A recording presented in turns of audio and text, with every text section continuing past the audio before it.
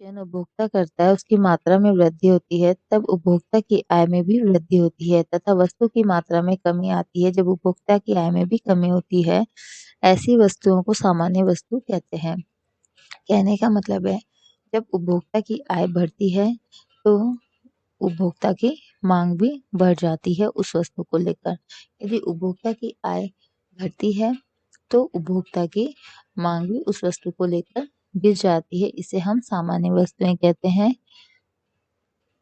जिनके लिए मांग उपभोक्ता की आय के विपरीत दिशा में होती है ऐसी वस्तुओं को हम निम्न स्तरीय वस्तुएं कहते हैं। यानी जब उपभोक्ता की यहाँ पे आय बढ़ रही है तो इस वस्तु की जो मात्रा है उपभोक्ता द्वारा खरीदी गई कम हो जाती है। इसी तरीके से अगर वस्तु की आय अगर हमारे उपभोक्ता की आय घट रही है तो क्या होगा, वस्तु की मांग यहाँ पे बढ़ जाएगी। इसे हम निम्न स्तरीय वस्तु कहते हैं। जैसे अगर उपभोक्ता की आय कम है तो वो मोटे अनाज खरीदना पसंद करेगा, जैसे बाजरा।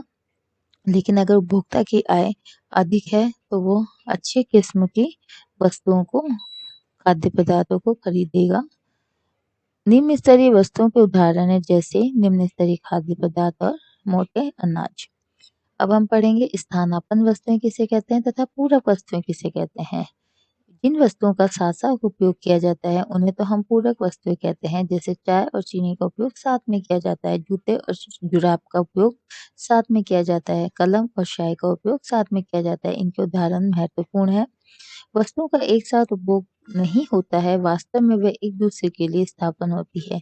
इनका साथ साथ प्रयोग नहीं होता, लेकिन एक वस्तु की जगह हम दूसरी वस्तु का उपभोग कर सकते हैं। जैसे आपकी चाय और कॉफी इसका उदाहरण है। आगे चलते हैं। मांग वक्र में शिफ्ट। हमने पढ़ा था कि मांग क्या है। मांग वो है जो उपभोक्ता अपनी आय के अनुसार वस्तुओं के लिए करता है, उसे हम मांग कहते हैं। और मांग और मात्रा के अंदर ऋणात्मक संबंध होता है। लेकिन अब हम पढ़ेंगे यहाँ पे हमारी मांग में शिफ्ट। मांग में शिफ्ट क्या होता है, देखिए अगर उपभोक्ता की आय में वृद्धि हो रही है यानी उपभोक्ता के पैसे बढ़ रहे हैं, उसकी इनकम बढ़ रही है, तो क्या होगा,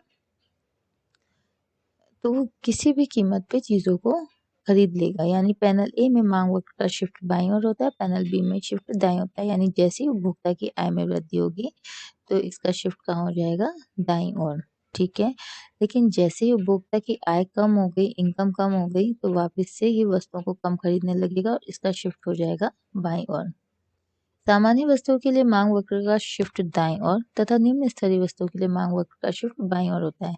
आपको पता था, हमने पढ़ा कि जो सामान्य वस्तु है वो आय भी बढ़ती है और वस्तु की डिमांड भी बढ़ती है। तो जाहिर सी बात है, आय बढ़ रही है तो डिमांड बढ़ रही है, तो ये हमारा इस बिंदु, इस वाली रेखा से यहाँ रेखा पे शिफ्ट हो जाएगा वक्र। लेकिन यदि आय घट रही है तो जाहिर सी बात है हमें वस्तुएं भी कम लेनी पड़ेगी। ये हम सामान्य वस्तुओं की बात कर रहे हैं, तो वापिस से हमारा ग्राफ इस रेखा से निकलकर इस रेखा तक आ जाएगा। यदि स्थानापन्न वस्तुओं की कीमत बढ़ती है तब मांग वक्र दाईं ओर शिफ्ट हो जाता है। इसके विपरीत यदि पूरक वस्तु की कीमत बढ़ती है तो मांग वक्र का शिफ्ट बाईं ओर होता है। इसे ध्यान से देखिए। अगर स्थानापन्न वस्तुएं जो एक के बदले दूसरे यूज में आ सकती है, जैसे ही इनकी कीमत बढ़ जाएगी तब मांग वक्र दाईं ओर शिफ्ट हो जाएगा। और यदि पूरक वस्तुएं जो कि साथ साथ यूज में आती है, इनकी कीमत बढ़ती है तो मांग वक्र का शिफ्ट बाईं ओर हो जाता है। यानी हम उन वस्तुओं को जाहिर सी बात है कम खरीदने लगेंगे। तो जो सामान्य वस्तु है उसमें और जो पूरक वस्तु है उसमें जो हमारा ग्राफ है वो एक जैसा चलेगा। वहीं विपरीत निम्न स्तरीय वस्तु में हमारा ग्राफ विपरीत दिशा में चलेगा। उपभोक्ता की रुचि और अधिमानों में परिवर्तन के कारण भी मांग वक्र में कभी कभी शिफ्ट हो जाता है। जैसे अगर उपभोक्ता की, मान के चलिए पहले छोटी कार लेने की इच्छा थी, अब वो बड़ी कार लेना चाहता है, तो जाहिर सी बात है उसकी इच्छा के हिसाब से भी मांग वक्र में परिवर्तन हो रहा है और ये दाईं ओर खिसक रहा है। इसी तरीके से अगर उपभोक्ता की इच्छा पहले बड़ी कार की थी लेकिन अब छोटी कार की है, तो वापिस से इसका मांग वक्र है जो बाईं ओर शिफ्ट हो जाता है। तो इन चीजों के द्वारा भी मांग वक्र में परिवर्तन होता है। अब है मांग वक्र की दिशा में गति और मांग वक्र में शिफ्ट। अभी तक तो हमने पढ़ा था सिर्फ मांग वक्र का परिवर्तन होना। अब हम पढ़ेंगे उसकी गति और उसका शिफ्ट। देखिए पैनल ए मांग वक्र की दिशा में गति को चित्रित करता है और पैनल बी मांग वक्र शिफ्ट को चित्रित करता है। गति ये जो साथ साथ चलेंगे यहाँ पे, इसका मतलब है कि अगर मान के चलिए कीमत में वृद्धि हो रही है तो मात्रा में कमी हो रही है, तो अगर कीमत में वृद्धि हो रही है तो हमारे उपभोक्ता क्या करेगा, कम वस्तुएं खरीदने लगेगा। तो कम वस्तुएं खरीदेगा तो हमारा ये जो ढाल है वो कहाँ पे जाएगा, नीचे की ओर जाएगा। लेकिन अगर मान के चलिए कीमत में कमी हो रही है और कमी होने की वजह से मात्रा बढ़ रही है, तो हमारा ये ग्राफ कैसा हो जाएगा, ये देखिए यहाँ स्पेस कम है या ज्यादा है, तो ये मांग हमारा जो है ऊपर की ओर गति करेगा। एक ऊपर की ओर गति कब करेगा, जब हमारी कीमतों में कमी हो रही है, यानी हमारी जब कीमतें यहाँ आ जाती है तो हम यहाँ से ज्यादा क्वांटिटी में चीजें खरीद पा रहे हैं, यानी यहाँ की कीमत पे हम इतनी क्वांटिटी में चीज खरीद रहे हैं, तो ये ऊपर की ओर गति कर रहा है। अब आ जाइए बाजार मांग पे। बाजार मांग इम्पोर्टेंट टॉपिक है। किसी वस्तु के लिए एक विशेष कीमत पर बाजार मांग सभी उपभोक्ताओं की सम्मिलित मांग जोड़ दी जाती है। बाजार मांग क्या होता है, रेखा चित्र की सहायता से समझेंगे। मान के चलिए ये किसी एक उपभोक्ता की बाजार मांग है ए, ये किसी अन्य उपभोक्ता की बाजार मांग है बी। इन दोनों मांगों को हमने यहाँ पे जोड़ दिया है, तो इस पूरी जुड़ी हुई मांग को हम कहते हैं बाजार मांग। यानी हम यहाँ दो या दो से अधिक उपभोक्ताओं की बाजार मांग का अध्ययन करते हैं। उपभोक्ताओं की मांगों को उस मूल्य पर जोड़कर बाजार मांग निकाल दी जाती है। इसका एक प्रैक्टिकल आपके एग्जाम में ही लोच। किसी वस्तु की मांग में प्रतिशत परिवर्तन को उस वस्तु की कीमत में प्रतिशत परिवर्तन से भाग देने पर प्राप्त भागफल किसी वस्तु के लिए मांग की कीमत लोच कहलाता है। यहाँ पे आपको इसका फॉर्मूला दिया हुआ है जो कि याद करना है। ईडी, ई मतलब इलास्टिसिटी, डी मतलब डिमांड।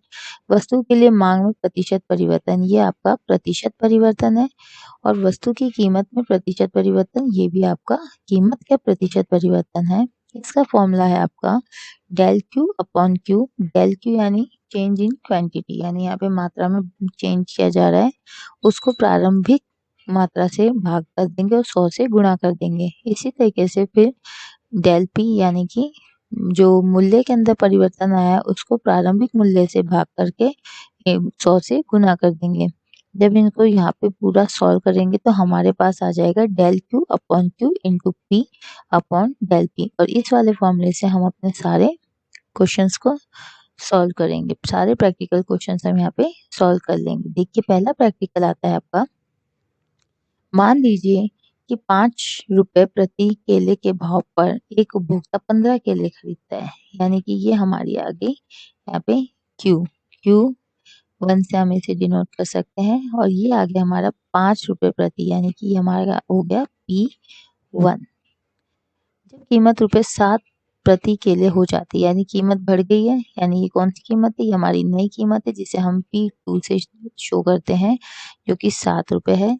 तो उसकी मांग घट के 12 केले रह जाती है, यानी कि यहाँ पे हमारे पास नई मांग हो गई। जैसी कीमत बढ़ी वैसी केले की मांग घट गई, यानी कि ये हमारा हो जाएगा Q2। इसको हमने यहाँ लिखा सेम। अब हम क्या करते हैं, अपना फॉर्मूला अप्लाई करेंगे मांगी जाने वाली मात्रा में प्रतिशत परिवर्तन ज्ञात करने के लिए।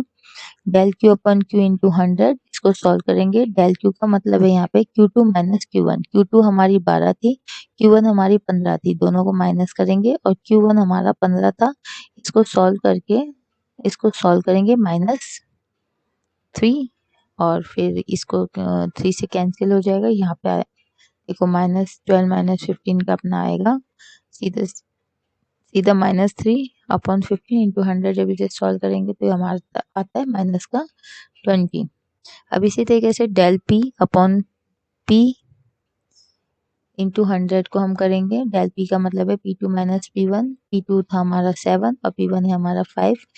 इसका डिफरेंस को हम 5 से डिवाइड करेंगे, 100 से इंटू करेंगे तो हमारा यहाँ पे आ जाएगा बाजार कीमत में प्रतिशत परिवर्तन 40 हुआ है।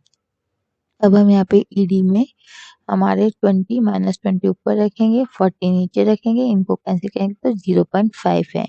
यहाँ ईडी को 1 से कम अनुमानित किया जाता है। अगर ईडी यानी कि इसे हम कहते हैं इलास्टिसिटी ऑफ डिमांड कितनी है, 0.5। अगर वो 1 से कम है तो हम मान के चलते हैं कि जो हमारी मांग है वो कैसी है, बेरोजगार है।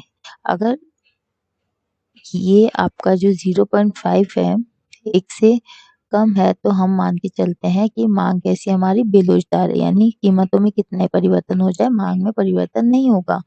यदि ये एक से यदि ये एक कम है, ये इकाई से अधिक है तो क्या होगा, हमारी मांग लोचदार होगी, यानी कीमत में थोड़ा सा भी परिवर्तन मांगी जाने वाली मात्रा में बहुत ज्यादा परिवर्तन कर देगा।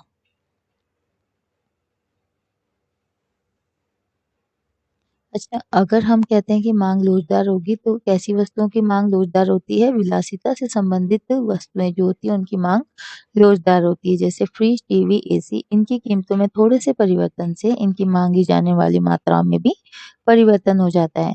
मांग की लोच इकाई के बराबर होनी चाहिए। कहने का मतलब एक आदर्श स्थिति है जो क्या कहलाती है कि जो हमारी इलास्टिसिटी और डिमांड है वो किसके बराबर होना चाहिए, हमारी इकाई के बराबर, यानी कि हमारे एक के बराबर होना चाहिए। हमें लोच से इंट्रोडक्शन कराया गया है जिसमें ओ एक्स एक्सिस पे हमने मात्रा को लिया है और ओ वाई एक्सिस पे हमने कीमत को लिया है। ये जो बिंदु हमें प्रदर्शित होता है ये यहाँ पे इस जगह, ये बिंदु हमारी इलास्टिसिटी ऑफ डिमांड का इन्फिनाइट यानी कि अनंत को शो करता है, यानी यहाँ पे हमारी मांग कैसी होगी, अनंत होगी।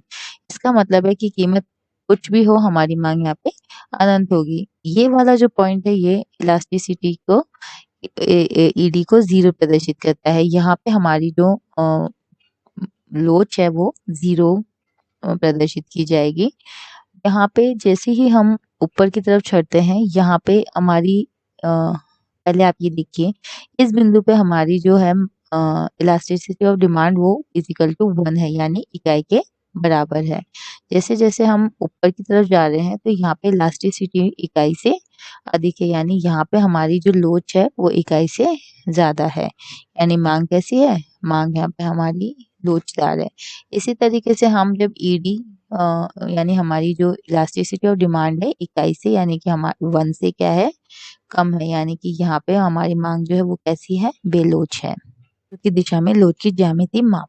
अब मांग की लोच को जब हम नापते हैं तो ज्यामिति के आधार पर नापते हैं, जैसे मांग की लोच मांग वक्र के नीचे वाले खंड में तथा ऊपर वाले खंड के बीच उस बिंदु पर अनुपात के रूप में दी जाती है। यहाँ पे हम देखेंगे तो ये जो बी है ये हमारी मांग, यहाँ पे इलास्टिसिटी ऑफ डिमांड जो है वो है हमारी,